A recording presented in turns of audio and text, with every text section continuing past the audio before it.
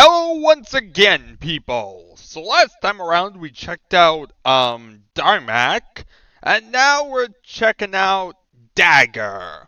Dagger is probably the weakest, level of Episode 1, for the simple reason that it really is small. It only has 9 enemies. Yeah, it really is a pretty quick level. It's very direct, very almost linear, and therefore it ends up feeling lesser than the other levels. But still relatively good, which you'll see as we play it. Let's check it out! Look at that. More Aftershock. Let's play some delicious Aftershock. Say goodbye to your guns. Say goodbye to everything you ever had. Yeah, because we're going around to just some shells. Look at that. Much more amazing. Okay, so we just spun here.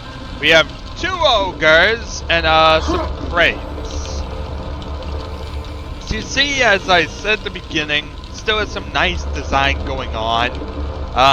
In fact, this area is a little bit interesting because as you see, it's barred ahead. This is because you actually need to kill both ogres to continue. So you shoot one out.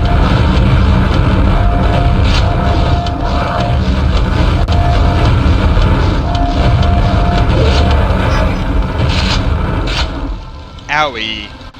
Already on 7 health. But as you see, you kill the 2 ogres, and it basically unlocks these doors. So it's a nice little thing or so that triggers the unlocking of the doors. Oh god, there's a fiend. There's a bloody fiend. Kill it. Kill it, fire. Alright.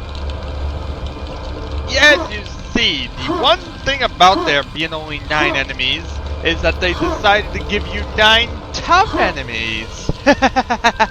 So that's kind of the good side of it. There's 9 enemies, but they're not exactly pushovers.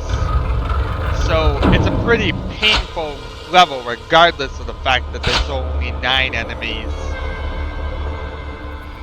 So as you see, we're making it through here. I'm a little bit low on health.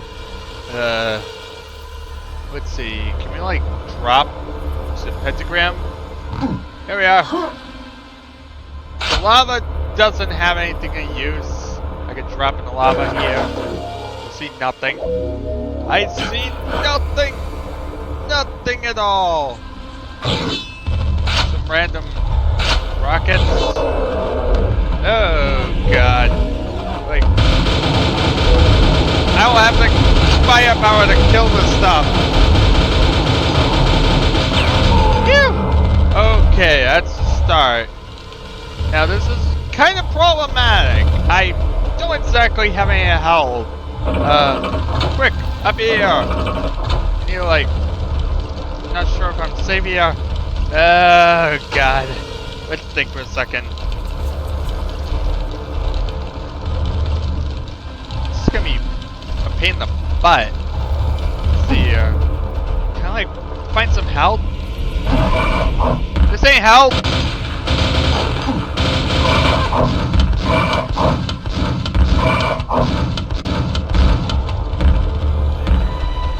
Okay. That didn't work.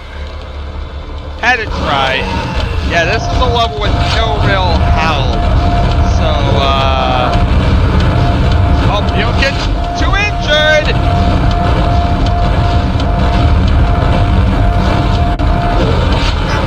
There we are. So one way to do it, circle around the tight defined area.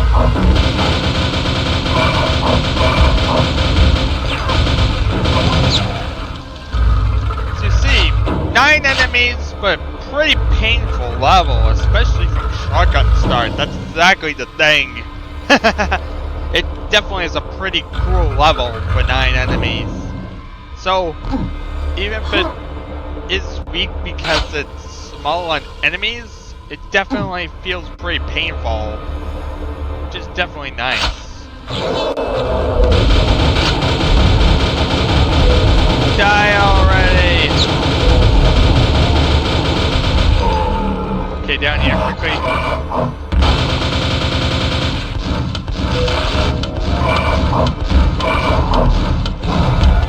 Alright!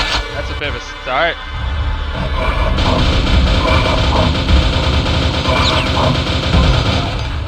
That's a bit more of a start.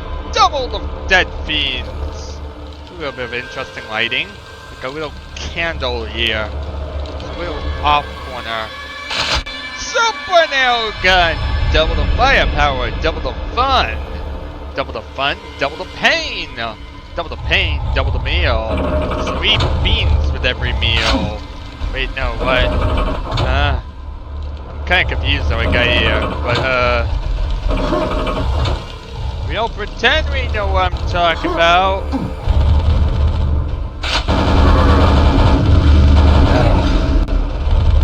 That'll make it a bit easier to control what I'm doing. Basically playing the last enemy to use the Thunderbolt I have. So, there we are. Now you come over here, you get a bunch of Thunderbolt ammo. That'll be useful for wiping out whatever comes and faces me and growls at me and says, I hate your guts. So you see it's kind of a pain in the butt to get to that platform. But there is an interesting little bug here. Basically if you like jump up here and like accelerate enough, you can climb right up on this platform. So as you see, you can basically land here or here. So, ta-da! Nice little way to get up there to a totally useless area.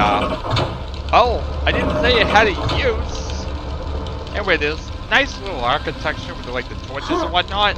As I said, weakest of episode 1, mainly just because it's lacking on enemies for better terms or whatnot, but it definitely has its action. I definitely like some of the combat here, as you see. So it definitely doesn't get boring. Oh look, a random pit of lava. Oh god, there's a fiend! There's a blight fiend! And look! The first bit of healing in the entire level! And it's on the opposite side of a pit of lava. Yay! Well, let's pick it up. You see, you pick it up and then it teleports you back. So, that's that. Okay. Wait a minute, what the? No! What the? What just happened? we kind of just, like, teleported. This gave us the gold key. Not really sure what happened there. Let's go back and see if we can maybe figure it out a bit more. This was a bit confusing. I'm a bit confused. So as you see, the elevator pushes you into the top or whatever. You come up here. That's the teleporter, of course, to exit the level. Pretty quick level, as I said. Even with the tough enemies, you kill them fast enough, you can kind of fly through here really quickly. It's a pretty direct level. That's a big part of the problem. It's very linear and direct. That's the other weakness of it, I guess. Like if you stand here, here's a little bug. As you see, we didn't teleport. You basically need to stand in the middle of the area in order to teleport. If you try and go from like one of the corners, you won't actually teleport and just get injured instead. So yeah, hooray for tiny little bugs. Okay. Well, that really sums up this. Here we are. Ta-da! And if you already noticed, it's the level from the first demo.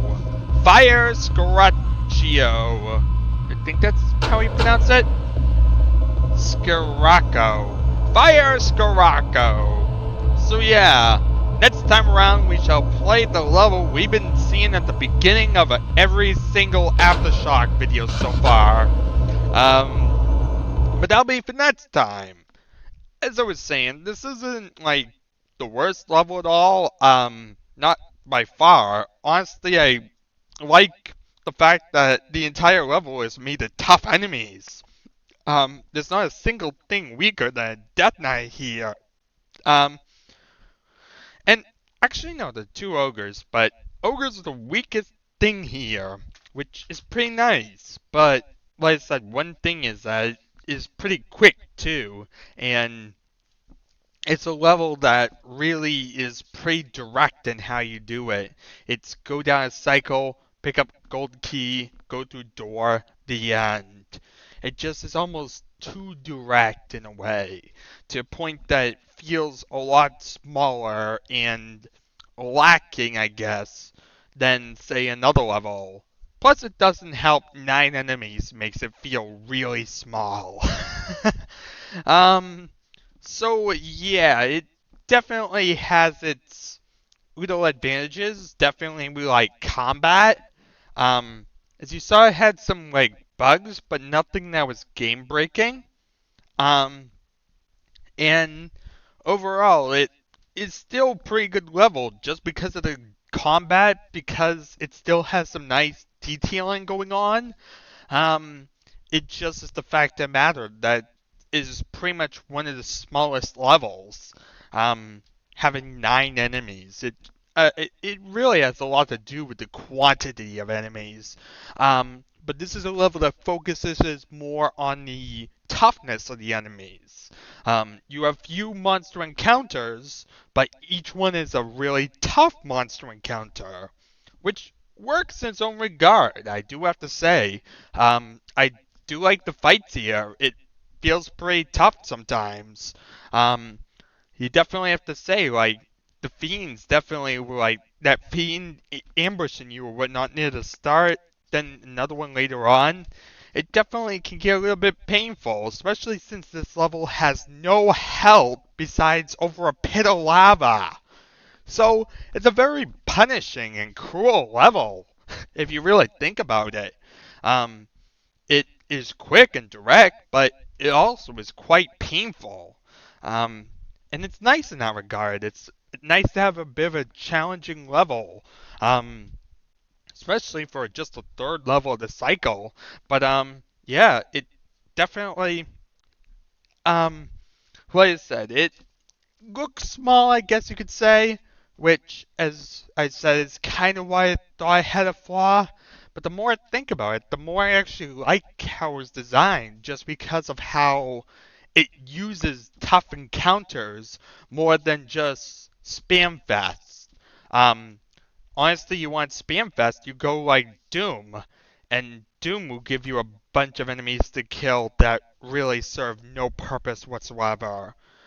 Quake isn't about that. Quake is more about the strategic enemy placement and dealing with a few enemies, but those few enemies being deadly.